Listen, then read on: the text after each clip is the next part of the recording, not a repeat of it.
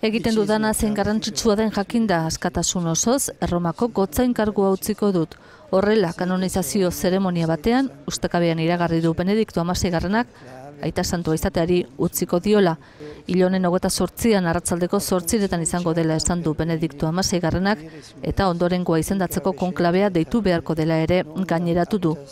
Urte asko izanik, Elizako betebeharrak behar bezala betetzeko indarrik ez duela esan du Benedikto XVI.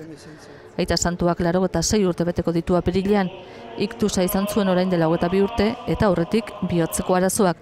Tentsioa ere goian izaten du. 2010an kazetari alemaniar bati esandakoarekin bat dator Ratzinger kardinalaren errenuntzia.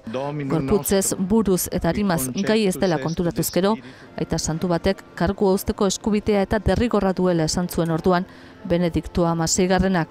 Eta santutza usteari buruz asko hitz egin izan da ordutik, baina hala ere Vatikanotik ez ustean harrapatu dituela esan du Federico Lombardi bozeramaileak. Ordezkoa izendatu arte Benedikto XVI Castel Gandolfon izango dela azpimarratu du Lombardik eta gero klausura monasterio batera erretiratuko dela. Martxuan beste aita santua izatean nahi dutela ere esan du Lombardik.